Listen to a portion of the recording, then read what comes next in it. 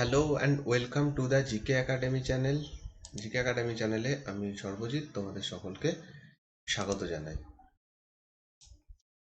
আমরা মডার্ন হিস্ট্রিতে পেকটার্মের যে a brief history of modern India এই বইটার সামারি আমরা আলোচনা করছিলাম, এবং এইখানে আমি আগের দিনের ভিডিওর মাধ্যমে ডাচ ইস্ট ইন্ডিয়া কোম্পানি সম্পর্কে আলোচনা করে এসেছি। তো ডাচ ইস্ট ইন্ডিয়া কোম্পানি সম্পর্কে এবং পর্তুগিজদের সম্পর্কে অলরেডি আলোচনা করা হয়ে গেছে। তো সেইগুলো দেখতে এই চ্যানেলের প্লেলিস্টে চলে যাও। প্লেলিস্টের লিঙ্ক নিচে ডেসক্রিপশনে দেওয়া রয়েছে। যদি তোমরা ভিডিওগুলো আগে না দেখে থাকো, আগে ওই ভিডিওগুলো দেখে আসো, কারণ প্রত্যেকটা ভিডিও ইন্টারলিঙ্ক এবং পরপর ঘটনা অনুযায়ী এখানে সাজানো রয়েছে। তো তোমাদের সুবিধা হবে পরপর দেখতে। যদি তোমরা এই চ্যানেলে নতুন হও তাহলে চ্যানেলটা সাবস্ক্রাইব করে নিও এবং পাশে দেওয়া বেল আইকনটা টিপে দিও, যাতে নতুন ভিডিও আপলোড করলে তোমরা নোটিফিকেশন প্রথমেই পেয়ে যাও। আর যদি এই ভিডিওর পিডিএফ চাও তাহলে এই চ্যানেলের টেলিগ্রাম পেজে জয়েন করে নাও। টেলিগ্রাম পেজের লিঙ্ক আমি নিচে ডেসক্রিপশনে আর এই পাশে দিয়ে দিচ্ছি। আর যদি আমার সঙ্গে অন্যান্যভাবে অ্যাড হতে চাও তাহলে এখানে যে আইডিগুলো রয়েছে সেখানে গিয়ে কন্ট্যাক্ট করতে পারো। তো চলো শুরু করা যাক আজকের এই ভিডিও। আজকে আমরা আলোচনা করব ব্রিটিশ ইস্ট ইন্ডিয়া কোম্পানি সম্পর্কে। ব্রিটিশ ইস্ট ইন্ডিয়া কোম্পানির পুরো ঘটনা, মানে এই সময় যা যা হয়েছে সেটার একটা ব্রিফ হিস্ট্রি আমরা দেখব। অবশ্যই পুরো জিনিসটা নয়, ব্রিটিশ ইস্ট ইন্ডিয়া কোম্পানি প্রতিষ্ঠা থেকে তারা কিভাবে ডেভেলপ করলো, এইটা আমাদের আজকের চ্যাপ্টার। তো চলো শুরু করা যাক। শুরু করার আগে একটা যেরকম ডেট অনুযায়ী, কোন ইয়ার অনুযায়ী কি কি ঘটনা হয়েছে সেইগুলো একটা পুরো লিস্ট এখানে রয়েছে। এই ঘটনাগুলোই আমরা এলাবোরেটলি পুরো ভিডিওর মাধ্যমে আলোচনা করব, কিন্তু এখানে একটা লিস্ট আকারে দিয়ে দিয়েছি যাতে বুঝতে সুবিধা হয় এবং পরে রিভাইজ করতেও সুবিধা হয়। তো 1600 খ্রিস্টাব্দে ইস্ট ইন্ডিয়া কোম্পানি এস্টাবলিশ হয়। এবার অনেকে বলছে 1599 খ্রিস্টাব্দে এস্টাবলিশ হয়, অনেকে বলে 1600 খ্রিস্টাব্দে এস্টাবলিশ হয়। এর পিছনে একটা কারণ রয়েছে, সেটা আমরা পরের স্লাইডে দেখব। তারপরে 1609 খ্রিস্টাব্দে উইলিয়াম হকিন্স জাহাঙ্গীরের কোর্টে আসে, এবং 1611 খ্রিস্টাব্দে ক্যাপ্টেন মিডলটন একটা পারমিশন পেয়ে যায় যে সুরাটে তাদের একটা ফ্যাক্টরি তৈরি করতে পারবে। 1611 খ্রিস্টাব্দে পারমিশন পায়। 1613 খ্রিস্টাব্দে কোম্পানিটা এই যে এটা কুঠিটা সেটা স্থাপিত হয়। কিন্তু 1613 খ্রিস্টাব্দে এখানেও একটা ডাউট রয়েছে, 1613 খ্রিস্টাব্দে সুরাটে প্রথম হয়েছিল না অন্য কোথাও, যাই হোক সেটাও আমরা পরে দেখব। কিন্তু একটা জিনিস, 1613 খ্রিস্টাব্দে কোম্পানির প্রথম কুটি সুরাটে স্থাপিত হয়। 1615 খ্রিস্টাব্দে টমাস রো ভারতে আসে, এবং সেই সময়ও জাহাঙ্গীর সিংহাসনে, জাহাঙ্গীরের দরবারে টমাস রো আসে, এবং ইনি সেই সময়ের ইংল্যান্ডের যিনি রাজা ছিলেন জেমস ওয়ান, তার দূত হিসাবে এসেছিলেন। 1616 খ্রিস্টাব্দে তাদের ফ্যাক্টরি মাসুলিপাট্টা তৈরি হয়। এখানেও লেখা রয়েছে ফার্স্ট ফ্যাক্টরি, এখানেও লেখা, আগেরটাও বললাম ফার্স্ট ফ্যাক্টরি। এর মধ্যে একটু গন্ডগোল রয়েছে, মানে একটু একটা জাস্ট বোঝার ব্যাপার রয়েছে এই জন্য। তো 1616 খ্রিস্টাব্দে মাসুলিপাট্টা তাদের ফ্যাক্টরি স্থাপিত হয়। এরপরে 1632 খ্রিস্টাব্দে একটা ফরমান পায়। 1632 খ্রিস্টাব্দে এই ইস্ট ইন্ডিয়া কোম্পানি একটা ফরম্যান পায়, যেটাকে গোল্ডেন ফরম্যান বলা হচ্ছে। এই যে এটা পাচ্ছে তারা গোলকুন্ডার তখন যারা শাসক ছিল তাদের কাছ থেকে। এইটার কি ঘটনা সেটাও আমরা পরে দেখব। এখানে হয়েছিল কি, একটা তারা বাণিজ্য কুঠি এখানে স্থাপিত করে, যেটা ম্যাড্রাসে তারা একটা বাণিজ্য কুঠি স্থাপিত করে, এবং ম্যাড্রাস পরবর্তীকালে তাদের একটা কেন্দ্রে পরিণত হবে। 1613 খ্রিস্টাব্দে তাদের মানে এই ইস্ট ইন্ডিয়া কোম্পানি পূর্ব ভারতে তাদের প্রথম ফ্যাক্টরি খোলে, যেটা হচ্ছে বালাসোর। বালাসোর আজকের ওড়িশার মধ্যে পড়ছে। 1639 খ্রিস্টাব্দে ম্যাড্রাস, সেই জায়গার থেকে, মানে পুরো ম্যাড্রাস অঞ্চলটা সেইখানে যিনি লোকাল রাজা ছিলেন তার কাছ থেকে পেয়ে যায়, এরা লিজ পেয়ে যায়। 1651 খ্রিস্টাব্দে হুগলিতে তারা, ইস্ট ইন্ডিয়া কোম্পানি, ব্যবসা বাণিজ্য করার পারমিশন পায়, এবং এখানে একটা কুঠি নির্মাণ করার পারমিশন পায়। হুগলি বাংলায় অবস্থিত। 1662 খ্রিস্টাব্দে চার্লস দ্বিতীয়র সঙ্গে পর্তুগিজদের একজন রাজকন্যা ছিল যার নাম ক্যাথলিন, তার বিবাহ হয়, এবং সেই হিসাবে তারা যৌতুক হিসাবে বোম্বে পেয়ে যায়, এবং বোম্বেও তাদের একটা পরবর্তীকালে পশ্চিম ভারতে একটা বড় কেন্দ্রে পরিণত হবে। তো 1662 খ্রিস্টাব্দে তারা বোম্বে লাভ করে। 1667 খ্রিস্টাব্দে ঔরঙ্গজেব একটা ট্রেডিং ফরমান দেয় ব্রিটিশ ইস্ট ইন্ডিয়া কোম্পানিকে। 1651 খ্রিস্টাব্দে কোম্পানির যে ইম্পেরিয়াল অর্ডার ছিল বাংলায়, সেটা আরো বাড়িয়ে নেয় 3000 টাকা বছরে দিয়ে। যে প্রথমে যে ফরমানটা পেয়েছিল সেটাই আবার রিনিউ করে এবং আরো বেশি দিন চলে, 3000 টাকার বিনিময়ে এটা হয়। 1717 খ্রিস্টাব্দে মোগল বাদশাহ ফারুকশিয়ার তাদেরকে একটা বিখ্যাত ফরমান দেয় এবং এই ফরমানের বলে বলিয়ান হয়ে কোম্পানি আমাদের এই দেশে প্রপারলি স্থাপিত হতে সক্ষম হয়। তো এই পুরো যে আমরা টাইম লাইন দেখলাম সেটাই এই পুরো ভিডিওর মাধ্যমে আমি তোমাদেরকে এলাবোরেট করে বোঝাবো। তো ফার্স্ট এই ইস্ট ইন্ডিয়া কোম্পানি কিভাবে প্রতিষ্ঠা হলো।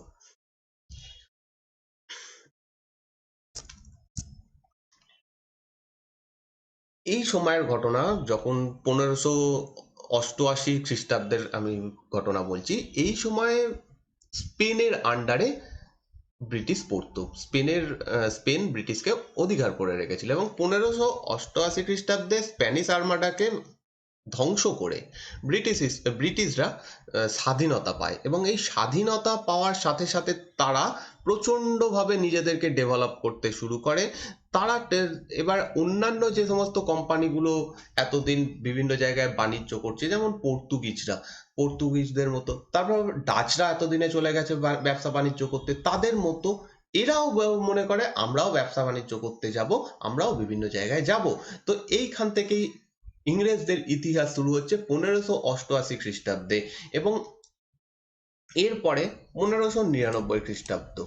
1599 খ্রিস্টাব্দে ইংল্যান্ডের কয়েকজন ব্যবসায়ী একসাথে একটা কোম্পানি প্রতিষ্ঠা করে, যে কোম্পানির নাম ছিল মার্চেন্ট অ্যাডভেঞ্চারার্স। এই কোম্পানিটা প্রতিষ্ঠা হয়। এই কোম্পানির পেছনে অনেকজন ব্যক্তিরা ছিল। এই সময় কোম্পানিগুলো কিভাবে প্রতিষ্ঠা হতো, এই সময় কোম্পানিগুলো বেশ কয়েকজন ব্যবসায়ী একসাথে মিলে তাদের টাকা দিয়ে একটা কোম্পানি তৈরি করতো এবং সেই কোম্পানিকে তারা বিভিন্ন জায়গায় ব্যবসা করতে পাঠাতো এবং মেনলি এদের লক্ষ্য থাকতো এই ভারত বা এই পূর্ব এশিয়ার দিকে। এবং এই সময় 1599 খ্রিস্টাব্দে মার্চেন্ট অ্যাডভেঞ্চারার্স নামে এই কোম্পানিটা প্রতিষ্ঠা হয়। এরপরে 1600 খ্রিস্টাব্দে 31শে ডিসেম্বর 1600 খ্রিস্টাব্দে সেই সময়ের ইংল্যান্ডের যিনি রানী ছিলেন তার নাম কুইন এলিজাবেথ প্রথম। ইনি এই কোম্পানিটাকে মার্চেন্ট অ্যাডভেঞ্চারার্স কোম্পানিটাকে একটা বাণিজ্য করার জন্য অনুমতিপত্র দিয়ে দেয়। 15 বছরের জন্য তাদেরকে অনুমতি দেওয়া হয় যে তোমরা 15 বছরের জন্য মনোপলি করতে পারবে ব্যবসায়। মনোপলি মানে একচেটিয়া ব্যবসা করতে পারবে। এখানে মনোপলি ব্যবসা এর আগে আমরা যখন ডাচদের সম্পর্কে দেখছিলাম তখনও দেখেছিলাম তারা পেয়েছিল। অ্যাকচুয়ালি এই মনোপলি ব্যবসাটা কি, এর অর্থ হচ্ছে এই সময় ইংল্যান্ডে শুধু মার্চেন্ট অ্যাডভেঞ্চারার্স বলে যে কোম্পানিটা সেটা শুধু নেই, এর সঙ্গে অনেক অন্যান্য কোম্পানি রয়েছে। মার্চেন্ট অ্যাডভেঞ্চারার্স কোম্পানিকে মনোপলি বিজনেস করতে দেওয়া হচ্ছে, মানে আর ইংল্যান্ডের কোনো কোম্পানি পূর্ব দিকের সঙ্গে ব্যবসা বাণিজ্য করতে পারবে না, শুধুমাত্র এই কোম্পানিটাই করতে পারবে। এটাই হচ্ছে মনোপলির যে চার্টার দেওয়া হতো সেটা। ওকে, মনোপলি ব্যবসা তারা পেয়ে যায়। এবার যখন এইটা পায় তখন তারা নিজেদের নামটা চেঞ্জ করে নেয়। তখন তাদের নাম হয় governor and company of merchant of London trading into the east Indies. প্রথম ভুলটা যেটা সকলে করে সেটা এই কোম্পানিটার নামে, সবাই নামটা যেটা উচ্চারণ করে সেটা হচ্ছে governor and company of merchant of London trading into east India. East India নয়, ইস্ট ইন্ডিজ।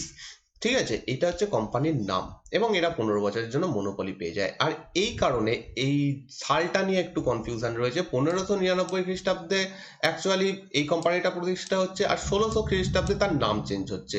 যদি প্রশ্ন তাহলে করা হয় যে এই ইস্ট ইন্ডিয়া কোম্পানি এইটা কবে প্রতিষ্ঠা হচ্ছে, সেটা কিন্তু আরো পরে প্রতিষ্ঠা হবে। এখনো কিন্তু এই যে governor and company of merchant of London trading into east Indies, এই কোম্পানিটা কিন্তু আমরা যে ইস্ট ইন্ডিয়া কোম্পানি বলে জানি সেইটা নয়। এখানে একটু মানে কনফিউশনের ব্যাপার রয়েছে, কিন্তু পরীক্ষায় প্রশ্ন এইভাবে আসে না। পরীক্ষায় এই কোম্পানিটাকেই ইস্ট ইন্ডিয়া কোম্পানি বলে চালিয়ে দেওয়া হয়, অনেক ক্ষেত্রে এরকম করা হয়, কিন্তু এটা পরে হবে। যাই হোক, এই যে কোম্পানিটা প্রতিষ্ঠা হচ্ছে এটা হচ্ছে 1600 খ্রিস্টাব্দে। এর আগে নাম ছিল মার্চেন্ট অফ অ্যাডভেঞ্চারার, সেটা হচ্ছে 1599 খ্রিস্টাব্দে। এই কারণে পরীক্ষায় যদি কোথাও কোশ্চেন আসে কবে প্রতিষ্ঠা হয়েছে, দুটো সাল একসাথে কোনোদিনই আসে না। 1599 আর 1600 কোনোদিনই একসাথে আসবে না, কারণ দুটো কোম্পানির নাম যেহেতু আলাদা। যদি বলা হয় যে এই কোম্পানিটা এই কোম্পানিটা কবে প্রতিষ্ঠা হয়েছে, তাহলে 1600 খ্রিস্টাব্দে। যদি বলা হয় মার্চেন্ট অ্যাডভেঞ্চারার্স কোথায় কবে প্রতিষ্ঠা হয়েছে, 1599 খ্রিস্টাব্দে। তো এখানে এই জিনিসটা একটু মনে রাখতে হবে। নর্মালি 1600 বলেই পরীক্ষায় প্রশ্ন আসে। যাই হোক, এবারে এই কোম্পানি তো প্রতিষ্ঠা হয়ে গেল, এবার এদের দরকার কোথাও ব্যবসা বাণিজ্যের অনুমতি পাওয়া।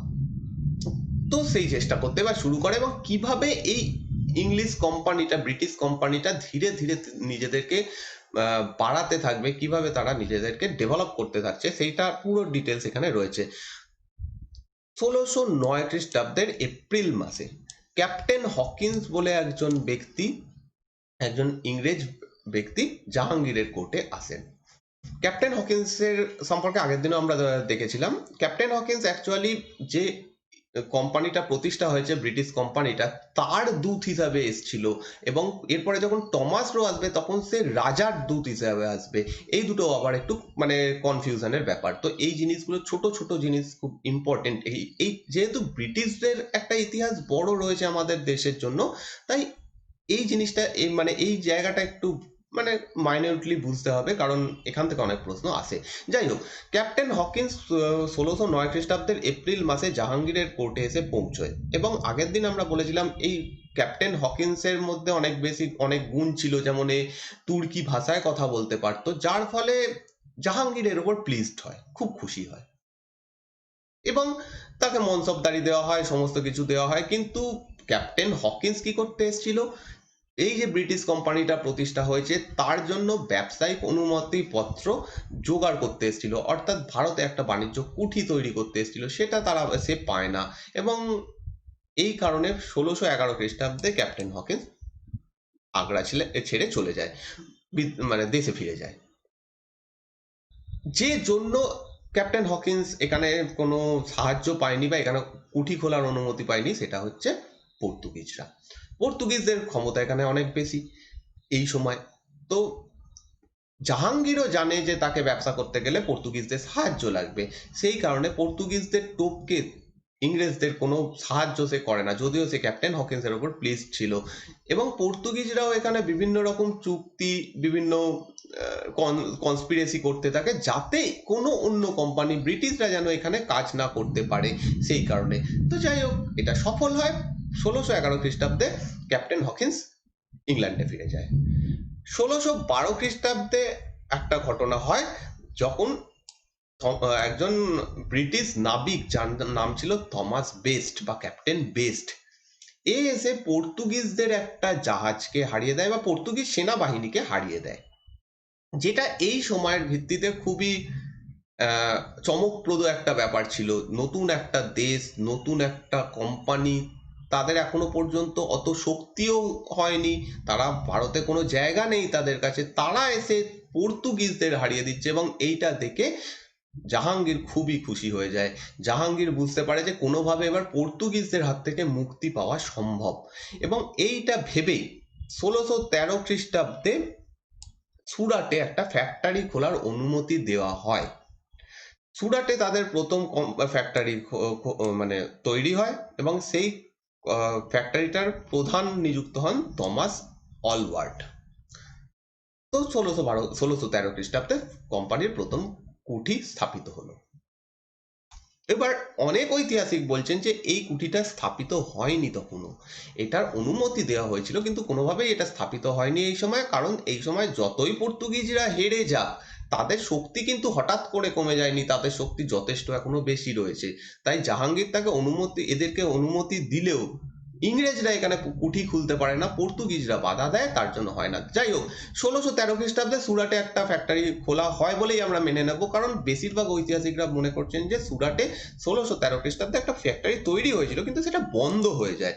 যাকে 1613 আমরা মেনে রাখলাম। এবার হচ্ছে 1615 খ্রিস্টাব্দ। টমাস রো বলে আরো একজন ব্যক্তি, এবার ইংল্যান্ডের যিনি রাজা ছিলেন এই সময়, যার নাম ছিল জেমস ওয়ান, এর দূত হিসেবে জাহাঙ্গীরের কোর্টে এসে উপস্থিত হয় এবং টমাস রো ১৬১৯ খ্রিস্টাব্দ অব্দি দিল্লিতে ছিল। টমাস রয়েরও একই বক্তব্য ছিল।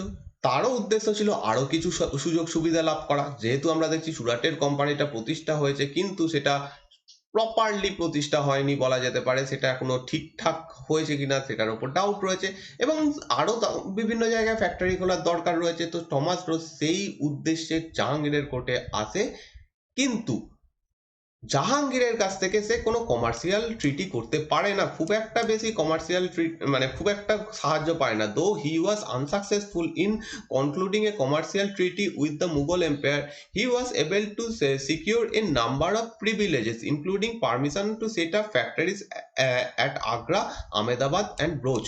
কিছু কিছু জায়গায় তারা ফ্যাক্টরি খোলার অনুমতি পায়, আগ্রা, আহমেদাবাদ, ব্রোচ। কিন্তু এই জায়গাগুলোতে ফ্যাক্টরি খুললেও আরো যে ব্যবসায়িক সুযোগ সুবিধা লাভ করা, আমরা পরবর্তীকালে দেখবো যে ব্রিটিশরা অনেক ফরমান লাভ করবে, এরকম কোনো ফরমান তখন লাভ করতে পারে না। জাহাঙ্গীরের কাছ থেকে ব্যবসা সম্পর্কে কোনো ভালো মানে তার সাপোর্ট লাভ করতে পারে না। কয়েকটা ফ্যাক্টরি সে খোলার অনুমতি পায়, তার মধ্যে হচ্ছে আগ্রা, আহমেদাবাদ আর হচ্ছে ব্রোচ।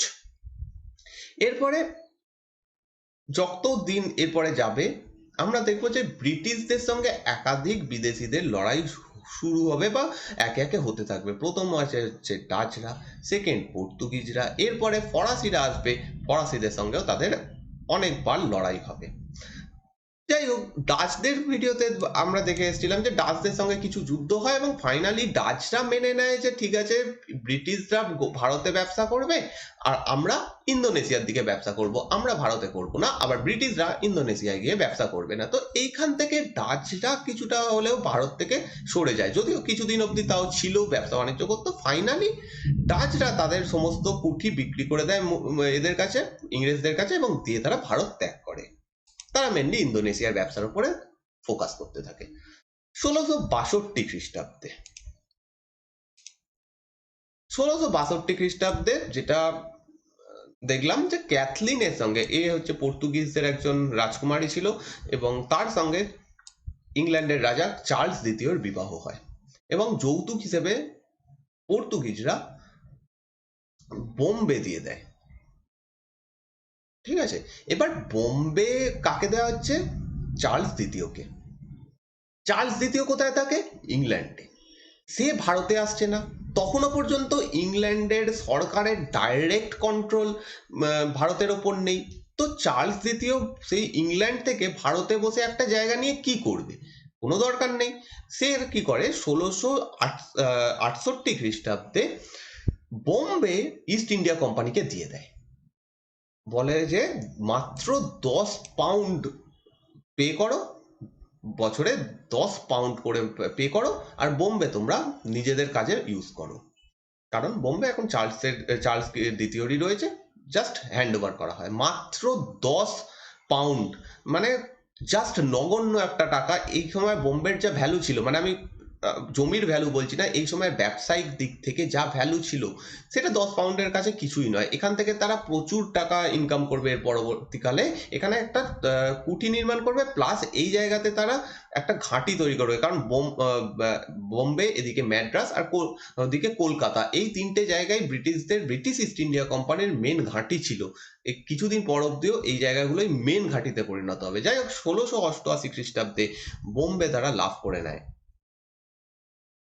১৬৮৭ খ্রিস্টাব্দে বোম্বেতে হেডকোয়ার্টার বানানো হয়। এর আগে বোম্বে এর আগে এই পুরো পশ্চিম অঞ্চলের হেডকোয়ার্টার ছিল সুরাট। সেইখান থেকে তারা হেডকোয়ার্টার সরিয়ে আনে বোম্বেতে। সারা ভারতের হেডকোয়ার্টার কিন্তু এটা নয়, পশ্চিম উপকূলে। এখনো পর্যন্ত ব্রিটিশরা কোনো জায়গা দখল করেনি, এখনো তারা যে শাসন করবে এরকম চিন্তা ভাবনা তাদের আসেনি।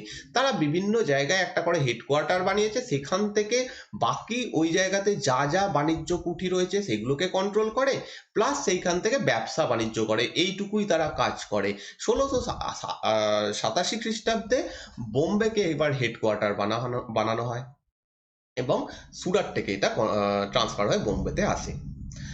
There was also an Anglo-Dutch compromise as mentioned earlier by the Dutch agreed to, not to interfere with the English company trade in India, যেটা দেখলাম যে ডাচরা এখানে ব্যবসা বাণিজ্য পুরোপুরি গুটিয়ে নেয় এবং পুরোপুরি এই ভারত ত্যাগ করে তারা ইন্দোনেশিয়ার দিকে চলে যায়। অতএব ভারতে এখন যে কোম্পানিগুলো রয়েছে তার মধ্যে রয়েছে ব্রিটিশরা, পর্তুগিজরা এতদিনে দুর্বল হয়ে গেছে এবং এটা আমি পর্তুগিজদের ভিডিওতেই বলেছিলাম।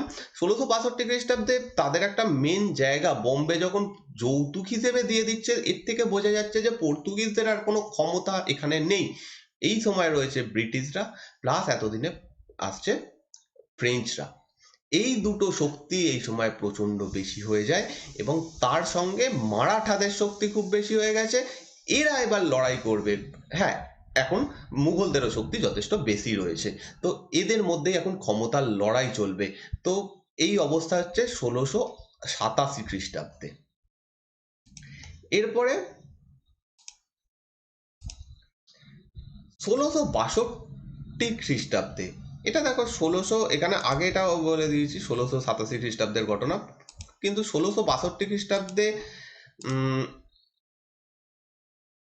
গোলকুন্ডার যিনি শাসক ছিলেন তার কাছ থেকে ব্রিটিশরা একটা গোল্ডেন ফরমান পায়। ভারতে একাধিক ফরমান ব্রিটিশরা লাভ করে এবং এই ফরমানগুলোর জন্যই তারা ভারতে এতটা শক্তিশালী হয়ে গেছে। মানে পরবর্তীকালে দেখবো যে ব্রিটিশরা প্রচন্ড বেশি শক্তিশালী হয়ে গেছে, এর পিছনে কারণ হচ্ছে তারা একাধিক ফরমান পেয়েছিল এখানে।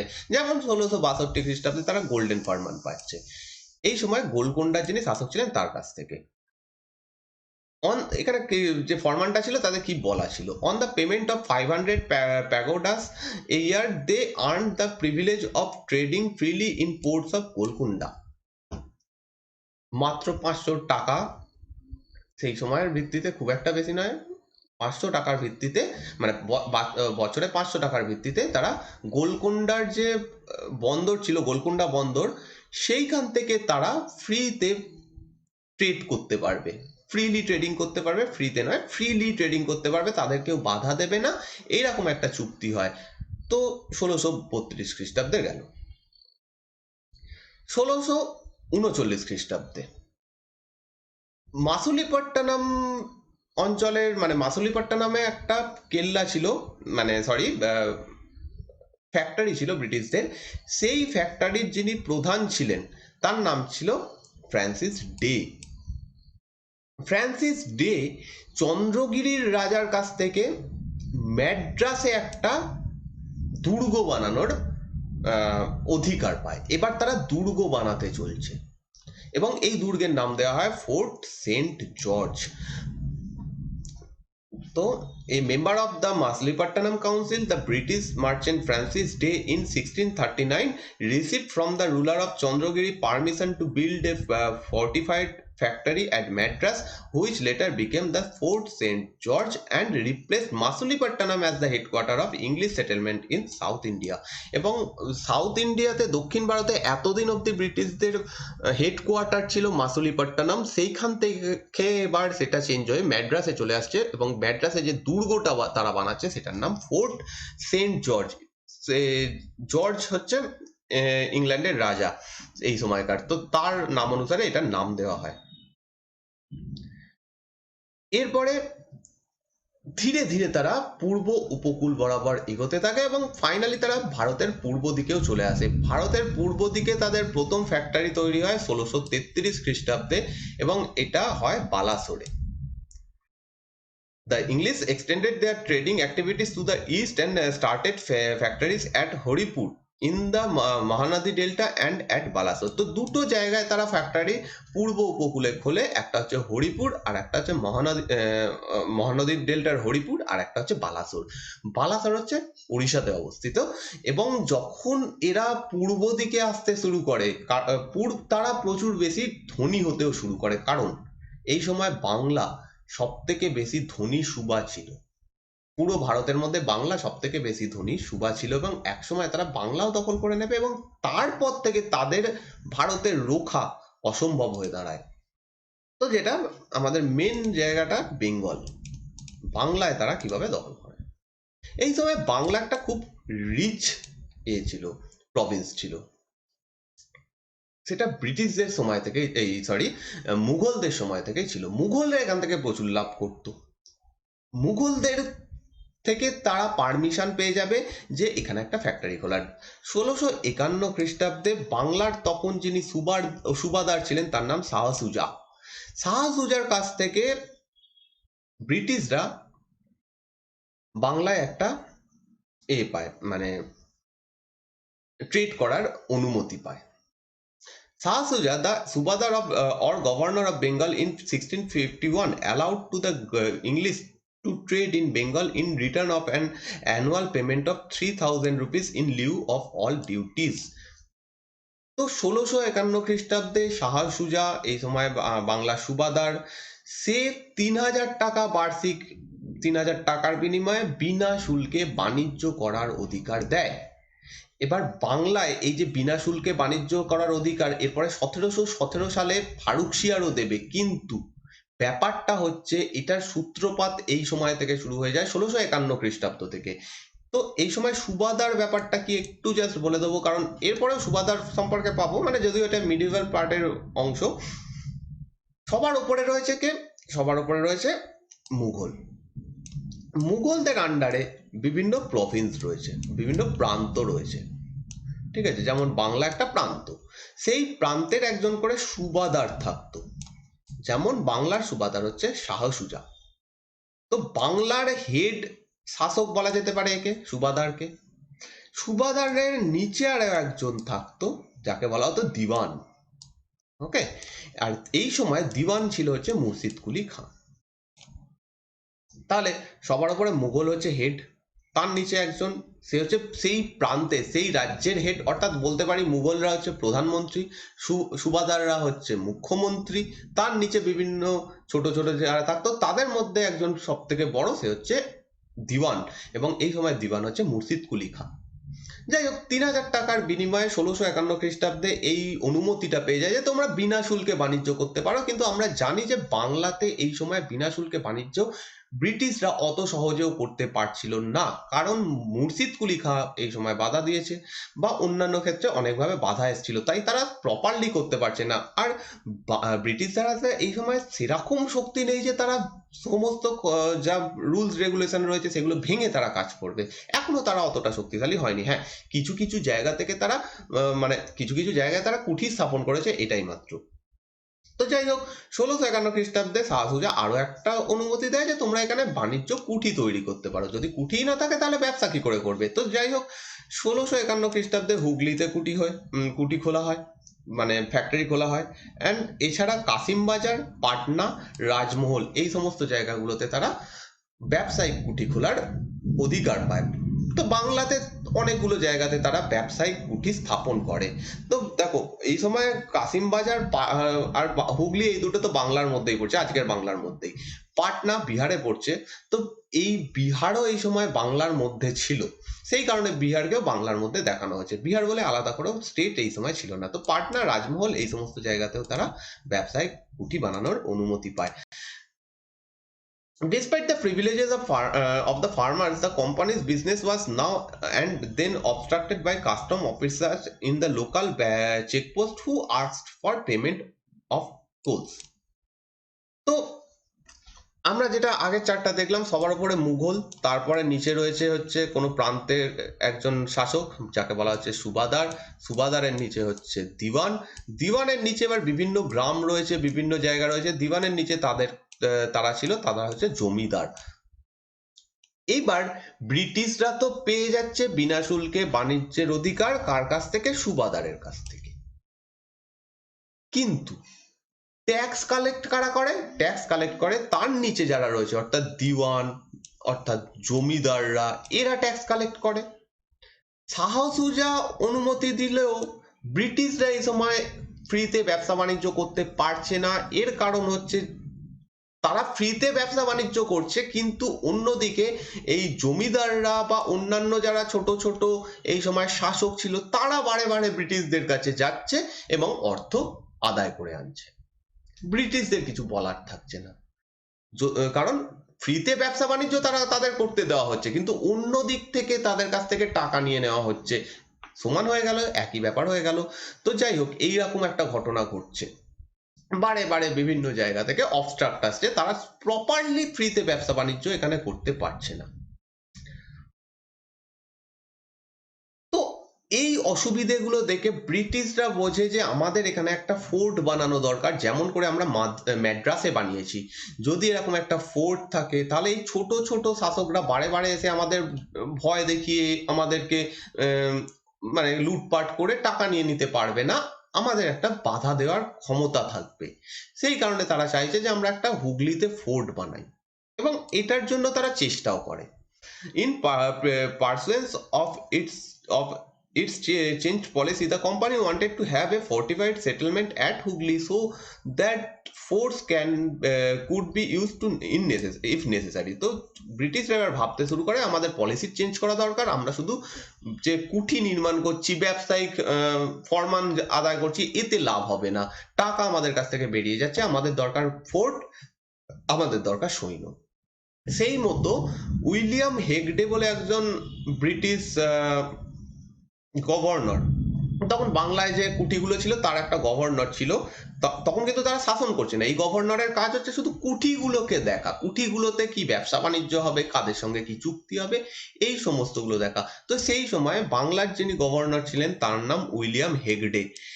তখন বাংলার একজন বড় ব্যক্তির সঙ্গে করার চেষ্টা করে, মানে কন্ট্যাক্ট করার চেষ্টা করে, যার নাম শায়েস্তা খাঁ। শায়েস্তা খাঁ কে ব্যক্তিটি? ইনি আবার কোত্থেকে উদয় হলেন? ইনি এই সময়কার সুবাদার, অর্থাৎ শাহ সুজা এবার সরে গেছেন, সেই জায়গায় মুঘল সুবাদার বা মুঘল গভর্নর হয়ে গেছেন শায়েস্তা খাঁ।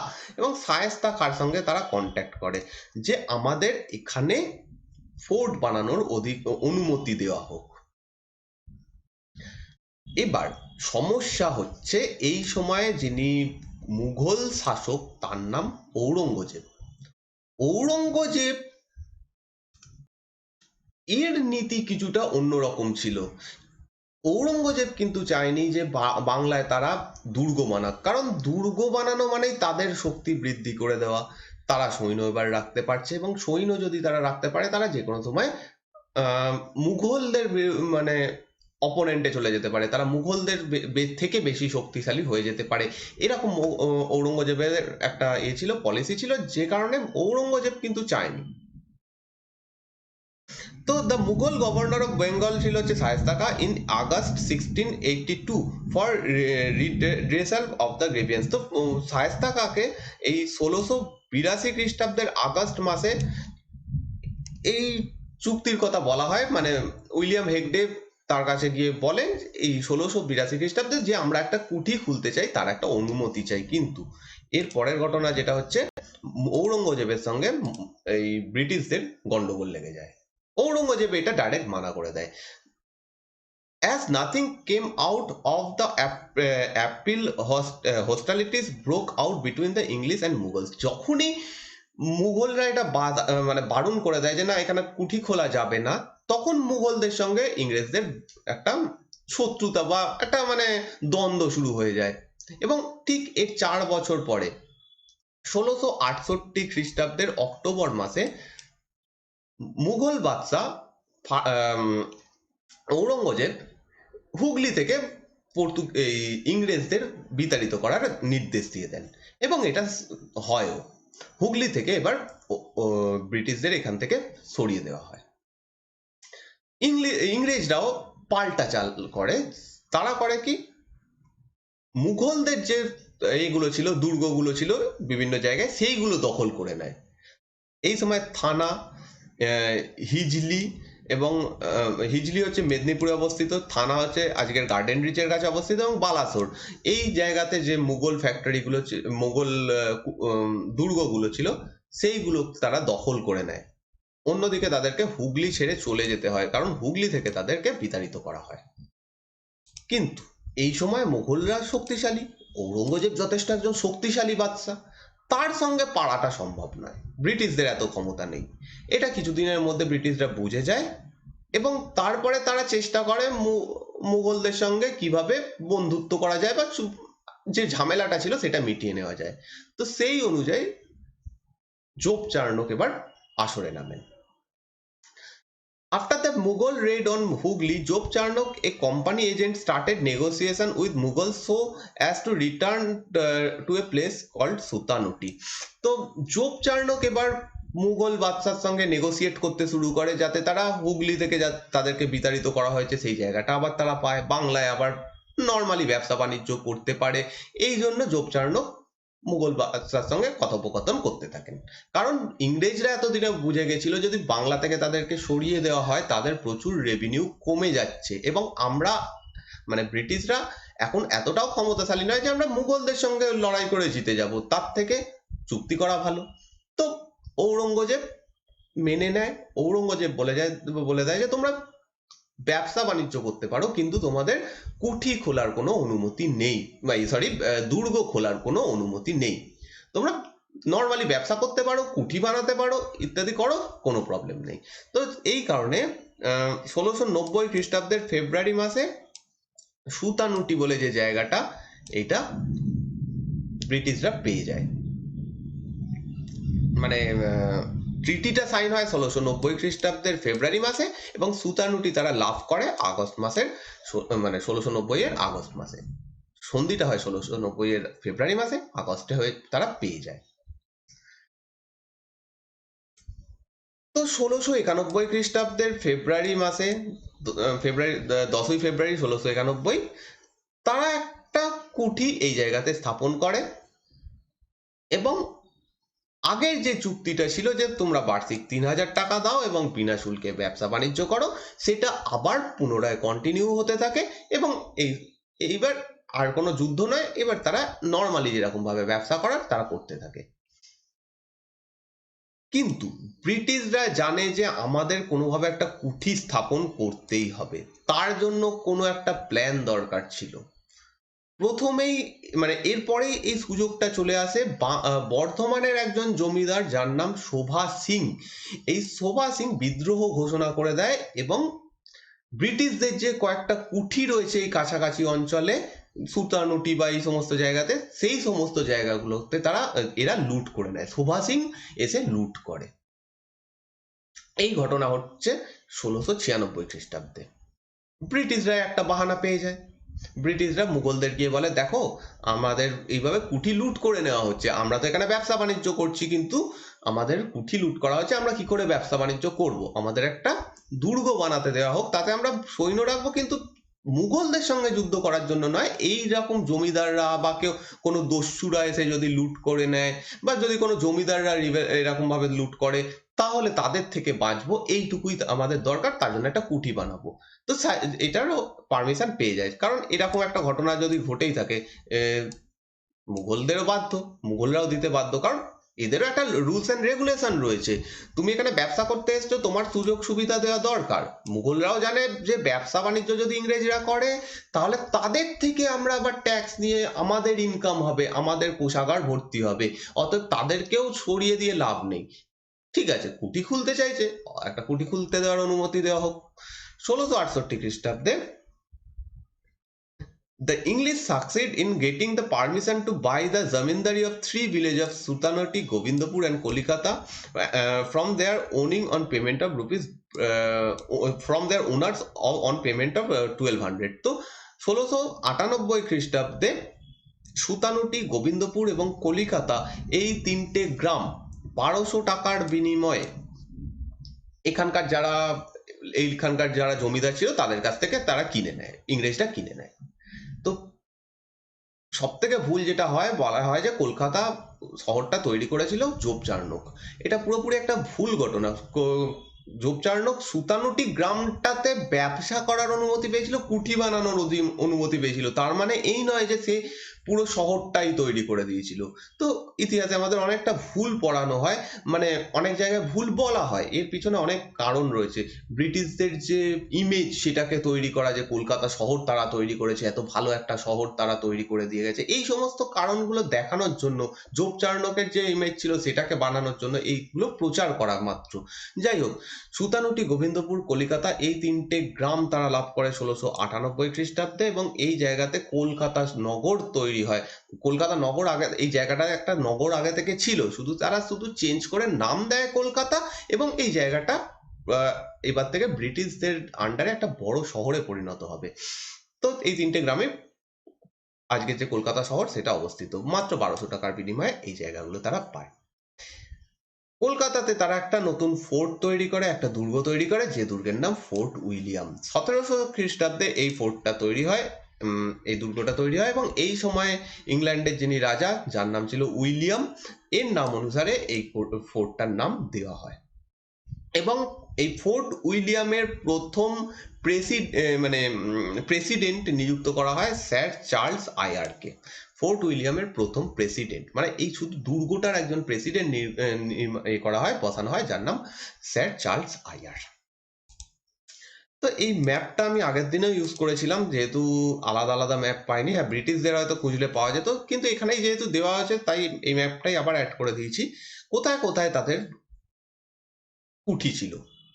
সুরাট, সাল দেখতে হবে না এখানে কি সাল রয়েছে, ভুল থাকতেই পারে। সুরাট, এখানে বোম্বে, প্রথমে এখানে পর্তুগিজদের ছিল তাই পর্তুগিজদের ছিল, তারপরে বোম্বে ব্রিটিশরা লাভ করে। এরপরে যদি আমরা দেখতে থাকি কোথায় পাবো, এইখানে ভাইজাগপট্টনম, যেটা পরে বিশাখাপট্টনম নাম হবে, সরি বিশাখাপট্টনমই আছে, বিশাখাপট্টনম। তারপরে কলকাতা, তারপরে হুগলি। এই সমস্ত জায়গাগুলো ফেমাস ফেমাস জায়গা যেখানে ইংরেজদের ব্যবসায়িক কুঠি স্থাপিত হয়েছিল। এবং এই যে ম্যাপটা, এটা এই সময়কার মধ্যেকার, ঠিক আছে। এরপরে বিভিন্ন ঘটনা চেঞ্জ হবে, বিভিন্ন সময় বিভিন্ন জায়গাতে ফ্যাক্টরি তৈরি হয়েছে। এই সময়ের মধ্যে মোটামুটি কোথায় কোথায় কুঠি ছিল সেগুলো এখানে আমরা দেখতে পাচ্ছি। এর পরের যে ঘটনাটা ঘটে সেটা হচ্ছে ফারুকসিয়ারের ফরমান। এর আগেও আমরা দেখলাম অনেকগুলো ফরমান ব্রিটিশরা পেয়ে এসছে। সেই ফরমানগুলোতে তারা যত না সুবিধা পায়, এই ফারুকসিয়ারের ফরমান যখন তারা লাভ করে, তারা বাংলার পুরো, শুধু বাংলার নয় আরো কয়েকটা জায়গাতে তারা সর্বে সর্বা হয়ে যায়। এইটা আলটিমেট ফরমান ছিল। কেন? এর আগের যে ফরমানগুলো দিচ্ছিল, কারা দিচ্ছিল? মুঘলদের আন্ডারে কোনো শাসক, একজন সুবাদার দিচ্ছে। সুবাদারের ফরমানের যতটা না ভ্যালিডিটি, তার থেকে বেশি ভ্যালিডিটি হচ্ছে মুঘল বাদশার দেওয়া ফরমানে। তো ফারুকসিয়ার যখন ফরমান দিয়ে দেয়, তখন বাংলা, অন্যান্য যে জায়গা দেখবো আমরা একটু পরে, মানে এই জায়গাগুলো থেকে তারা ফ্রিতে ব্যবসা বাণিজ্য প্রপারলি করতে পারে। এতদিন পর্যন্ত কিন্তু তারা ফ্রিতে ব্যবসা বাণিজ্য করতে পারতো না, তাদেরকে বিভিন্ন অর্থ বিভিন্ন জায়গায় দিতে হতো। নামে ফ্রিতে ব্যবসা ছিল, কিন্তু টাকা তাদের দিতে হতো, এবং সেটা অনেকটাই বেশি ছিল। কিন্তু ফারুকসিয়ার যখন ফরমান দেয়, ইংরেজদের কাছে পুরো ব্যাপারটাই সহজ হয়ে যায়, তারা প্রচুর প্রফিট করতে থাকে, এবং এইখান থেকেই ইংরেজদের ভারতে প্রতিষ্ঠা পাওয়ার যে ভিত্তি প্রস্তর সেটা স্থাপিত হয়ে যায়। এবং এই কারণে ফারুকসিয়ারের ফরমানকে ম্যাগনা কার্টা বলা হয়। In 1715, an English mission led by John Surman to the court of Mughal Empire, Farrukhsiyar secured three famous ফরমান। তো 1715 খ্রিস্টাব্দে একজন ইংরেজ ব্যক্তি, যার নাম ছিল জন সুরম্যান, এর নেতৃত্বে কয়েকজন মুঘল বাদশার মুঘলদের দরবারে যায়। এই সময় মুঘলদের বাদশা হচ্ছে ফারুকসিয়ার। ফারুকসিয়ারের বলা হয় যে একটা রোগ ছিল, যাতে তার মৃতপ্রায় অবস্থা হয়েছিল, এবং এই জন সুরম্যান একজন চিকিৎসক ছিলেন, বা অনেকে আবার বলছে যে জন সুরম্যানের দলে একজন ভালো চিকিৎসক ছিলেন। সেই চিকিৎসক ফারুকসিয়ারকে সারিয়ে তোলেন। ফারুকসিয়ার খুব খুশি হয়ে যায়। খুশি হয়ে ফারুকসিয়ার একটা ফরমান জারি করে দেয়, এবং এই ফরমানটার বলে বলিয়ান হয়ে ইংরেজরা বাংলা, গুজরাট, হায়দ্রাবাদে ফ্রিতে ব্যবসা বাণিজ্য করার অধিকার পায়। তো আমরা যেটা পড়ে আসি যে তারা বাংলায় বিনা শুল্কে ব্যবসা বাণিজ্য করার অধিকার পায়, সেটা ভুল। তারা 3টে জায়গাতে ব্যবসা করার অধিকার পায়, একটা হচ্ছে বাংলা, একটা হচ্ছে গুজরাট, আর একটা হচ্ছে হায়দ্রাবাদ। তো এই ফরমানটা এতটাই গুরুত্বপূর্ণ ছিল যে এই ফরমানটাকে বলা হচ্ছে ম্যাগনা কার্টা। ম্যাগনা কার্টা জিনিসটা কি সেটা ওয়ার্ল্ড হিস্ট্রিতে কোনো একদিন আলোচনা করব, কিন্তু ম্যাগনা কার্টা বলা হচ্ছে এই ফরমানকে। এই ফরম্যানে কি কি বলা ছিল? In Bengal, the company imports and exports were exempted from additional custom duties, accepting the annual payment of 3,000 rupees as a settled earlier. আগেও 3,000 টাকার একটা চুক্তি ছিল যে তোমরা বিনা শুল্কে বাণিজ্য করতে পারো, সেইটাকেই জাস্ট রিনিউ করা হলো, কিন্তু এটার গুরুত্ব অনেক বেশি, কারণ এইটা দিচ্ছেন মুঘল বাদশাহ এবং বার্ষিক 3,000 টাকার বিনিময়ে মুঘল ড্রাইভার সরি ইংরেজ ড্রাইভার বাংলাতে ফ্রিতে ব্যবসা বাণিজ্য করতে পারবে, ফার্স্ট শর্ত। Second, the company was permitted to rent more land around the Calcutta. Calcutta মানে কলকাতা যে শহরটা তখন তৈরি হয়েছে তার আশেপাশে অনেকগুলো গ্রাম কেনার অনুমতি দেওয়া হয় ফারুকসিয়ারের এই ফরমানের মাধ্যমে। Third, in Hyderabad the company rented it's existing, আচ্ছা এখানে রিটেন্ড ইটস এক্সিস্টিং, বাকিটা এখানে আর অ্যাড হয়নি, লেখা হয়নি। এখানে লেখা ছিল হচ্ছে হায়দ্রাবাদে তারা ফ্রিতে ব্যবসা বাণিজ্য করতে পারে এবং হায়দ্রাবাদের যে জায়গাটা তাদের ছিল সেই জায়গাটার উপরে আবার করে পুনরায় তাদের অধিকার প্রতিষ্ঠা হয়ে যায় এই ফরম্যানের মাধ্যমে। In Surat, for an annual payment of 10,000 rupees, the East India Company was exempted from the levy of all duties. Surat অঞ্চলে বার্ষিক 10,000 টাকার বিনিময়ে তারা সমস্ত ট্যাক্স ফ্রি হয়ে যায়, তাদের কোনো ট্যাক্স দিতে হবে না, এরকম একটা চুক্তি হয়। It was decreed that the coins of the company mined at Bombay were to have currency throughout the Mughal Empire. তো বোম্বে থেকে তখন মুঘলদের কারেন্সি, মুঘলদের টাকা ছাপা হতো, সেই ছাপাখানাতে এবার প্রয়োজন পড়লে ব্রিটিশরা টাকা ছাপাতে পারবে, এই অধিকার পেয়ে যায়। তো আমরা শুধু বাংলার সম্পর্কে পড়ি যে বাংলায় ব্যবসা বাণিজ্য করার অধিকার পায় এবং কয়েকটা গ্রাম কেনার অধিকার পায়, তো সেটা শুধু সঠিক নয়। এই ফারুকসিয়ারের ফরমানে আরো অনেক বেশি কিছু ছিল, শুধুমাত্র ওইটুকু ছিল না, কারণ বাংলায় বিনা শুল্কে বাণিজ্যের অধিকার আগেও ছিল, তার সঙ্গে আরো নতুন নতুন জিনিস অ্যাড হয়। সব থেকে গুরুত্বপূর্ণ আমার এই সব কটার মধ্যে যেটা মনে হয় সেটা হচ্ছে এইটা, কারণ বিনা শুল্কে বাণিজ্য আগে থেকেই তারা পেয়েছিল, শুধু সেটা এক্সটেন্ড করা হয়। কিন্তু কয়েন ছাপাটা খুব গুরুত্বপূর্ণ একটা জিনিস, এর থেকে অনেক অনেক জিনিস বোঝা যায়। কোনো একটা কোনো একটা কেউ একটা যদি টাকা ছাপাতে পারে তাহলে মনে করা হয় যে তাদের ক্ষমতা কতটা বেশি। আগে মানে একটা প্রবাদ আছে যে তোমার ওই ওই জায়গাতে তোমার টাকা চলে, মানে ওই জায়গায় আমার টাকা চলে, এর মানেটা কি ওই জায়গায় আমার ক্ষমতা, ওই জায়গার পুরো ক্ষমতা আমার, এটা একটা প্রবাদ রয়েছে। তো এখানে যদি টাকা, এখানে মুঘলদের পরিবর্তে এরপরে দেখবো যে ব্রিটিশদের টাকা ভারতে চলতে শুরু করবে, এটারও সূত্রপাত এখান থেকে হয়ে যায়। এবার কোম্পানি যদি এখানে টাকা ছাপাতে পারে তাহলে তাদের ব্যবসা বাণিজ্য করাটা খুবই ইজি হয়ে যাবে। আর কোনো কোম্পানির আর কারুর এরকম ক্ষমতা নেই যে তারা ভারতে টাকা ছাপাবে। তো সেই কারণে এই সমস্ত যে এইগুলো ছিল চুক্তিগুলো বা এই যে শর্তগুলো ছিল সেগুলো খুবই মারাত্মক একটা শর্ত ছিল, মানে ব্রিটিশদের পক্ষে এগুলো এটা মানে ভবিষ্যৎ, তাদের ভবিষ্যতের জন্য অবশ্যই খুবই গুরুত্বপূর্ণ ছিল। কিন্তু ব্রিটিশরা এত কিছু পাওয়ার পরেও এরম নয় যে খুব স্মুথলি তারা ব্যবসা করতে শুরু করেছে, এরপরেই সবাইকে হাঁটিয়ে দিয়েছে তারা ব্যবসা করেছে, এরম নয়, বা পুরো আস্তে আস্তে অধিকার করে নিয়েছে, এরম নয়। কারণ এই সময় ফ্রেঞ্চরা যথেষ্ট শক্তিশালী, ফ্রেঞ্চরা ভারতে দ্রুত বিস্তার লাভ করছে। পরের দিনের ভিডিও আমাদের ফ্রেঞ্চদের ওপরই থাকবে, সেখানে দেখবো যে ফ্রেঞ্চরা আসার পর থেকে দ্রুত তারা বিস্তার লাভ করতে শুরু করেছিল এবং ব্রিটিশদের ফ্রেঞ্চদের বিরুদ্ধে একটা বড় সড়ো যুদ্ধ লড়তে হয় এবং ফ্রেঞ্চদের প্রপারলি ভারত থেকে হারাতে হয়, তাদেরকে প্রপারলি ভারত থেকে সরিয়ে দিতে হয়, তারপরেই তারা এসে এখানে জায়গা দখল করে, মানে এখানে প্রধান হয়ে যায়। কিন্তু ফ্রেঞ্চরা যেভাবে এগোচ্ছিল বা তাদের যে নীতিগুলো দেখবো, একসময় এরকমও হয়েছিল যে ফ্রেঞ্চদেরই বেশি ক্ষমতা হয়ে গেছিল ভারতে, তা পুরো দক্ষিণ ভারত ফ্রেঞ্চদের আন্ডারে চলে গেছিল, কিন্তু সেই জায়গা থেকেও ব্রিটিশরা ঘুরে দাঁড়ায়। তো সেটা পরের ঘটনা, কিন্তু ফ্রেঞ্চদের সঙ্গে একটা বড় যুদ্ধ টুদ্ধ হয়, তারপরে ফাইনালি ব্রিটিশরা যেভাবে আমরা জানি যে ভারতে প্রতিষ্ঠা লাভ করে। এবার ফাইনালি যেটা বলছিলাম, কেন তখনই 1600 খ্রিস্টাব্দে যে কোম্পানিটা প্রতিষ্ঠা হলো সেই কোম্পানিটার নাম ব্রিটিশ ইস্ট ইন্ডিয়া কোম্পানি নয়, তার পিছনে কি কারণ রয়েছে?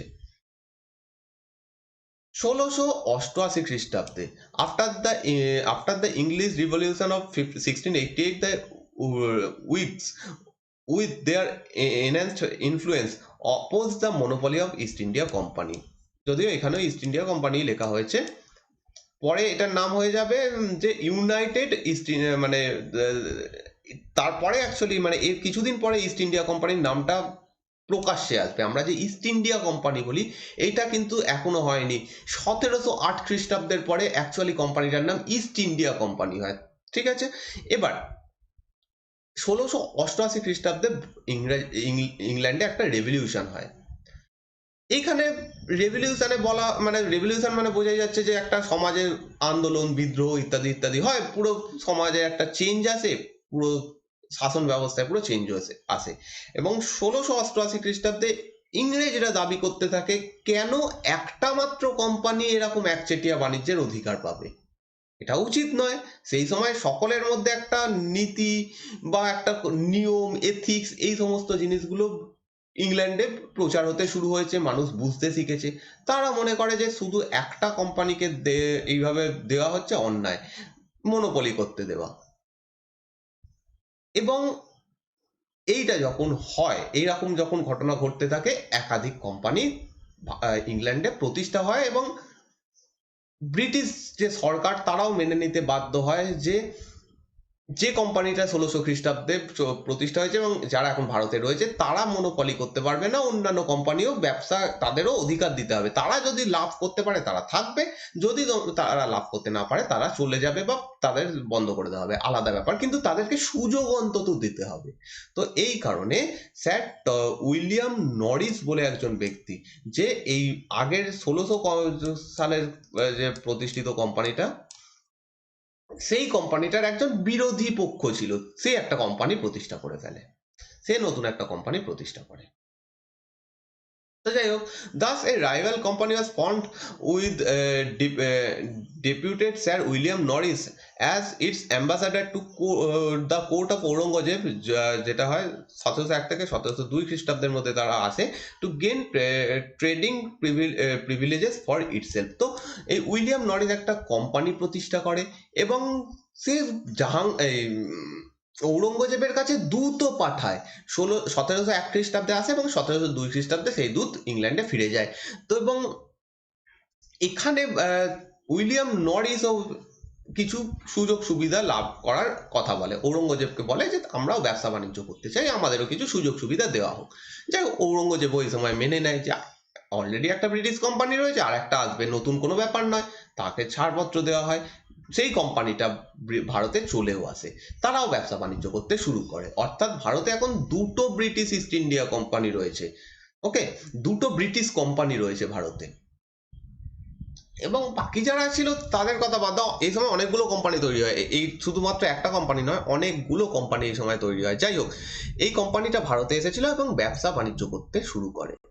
The new company, however, provide a failure. Under pressure from the Crown and the Parliament, the two companies were amalgamated in 1708 under the title of United Company of Merchant of England Trading to the East Indies. তো যতই হোক, already একটা British company ইন্ডিয়াতে প্রতিষ্ঠা পেয়ে গেছে, তারা এখন যথেষ্ট ভালো জায়গায়, তারা ব্যাপক ব্যবসা বাণিজ্য করছে। নতুন একটা কোম্পানি এসে সেই ব্যবসাকে পেরিয়ে তারা যে প্রফিট করবে সেটা অনেক চাপের ব্যাপার হয়ে গেছিল তখন। তো স্বাভাবিকভাবে সেই নতুন কোম্পানিটা ফেলিওর হয়ে যায়, সে প্রফিট করতে পারে না এবং কোম্পানিটা দেউলিয়া হয়ে যায়। প্রবলেমটা আসে এখানেই যে নতুন যে কোম্পানিটা, তাতে ব্রিটিশ পার্লামেন্টের যারা লোকজন ছিল তাদের অনেকের শেয়ার ছিল, তাছাড়া ব্রিটিশ যে সাধারণ মানুষ তারাও প্রচুর শেয়ার কিনেছিল। তারা দেখছে যে অলরেডি একটা আমাদের কোম্পানি, আমাদের দেশের কোম্পানি ভারতে রয়েছে, তারা ব্যাপক প্রফিট করছে, তাতে আমরা আর শেয়ার লাগাতে পারবো না, তার শেয়ারে আর টাকা লাগাতে পারবো না, কারণ অলরেডি সেই শেয়ারে টাকা লাগানো হয়ে গেছে, যারা শেয়ারে টাকা লাগিয়েছিল প্রচুর প্রফিট করছে। নতুন যারা রয়েছে, নতুন যারা মানে ব্রিটিশ বাকি যারা জনসাধারণ বা পার্লামেন্টের যারা তখনকার মেম্বার, তারা ভাবে আমরাও লাগাবো, নতুন একটা কোম্পানি হচ্ছে, তাতে আমরাও প্রচুর প্রফিট করব। সেই ভেবে তারা প্রচুর লোক এই সময় ব্রিটিশ পার্লামেন্টের অধিকাংশ লোক এই নতুন কোম্পানিটাতে টাকা লাগায়, কিন্তু যেটা হয় এই কোম্পানিটা ফেলিওর হয়ে যায়। আর যখনই ফেলিওর হয়ে যায় পার্লামেন্ট থেকে চাপ আসে, সাধারণ মানুষের কাছ থেকে চাপ আসে যে কোম্পানিকে কিছু একটা করে বাঁচাতে হবে, আমাদের টাকা নয়তো ডুবে যাবে। এবং ব্রিটিশ গভর্নমেন্ট এই সময় ফেলতে পারে না এই জিনিসটা। সেই কারণে 1708 খ্রিস্টাব্দে, এই 1708 খ্রিস্টাব্দে দুটো কোম্পানিকে মার্জ করে দেওয়া হয়। যে কোম্পানিটা অলরেডি ছিল সেইটার সঙ্গে নতুন যে কোম্পানিটা যেটা ফেল করলো সেই দুটোকে মার্জ করে দেওয়া হয়।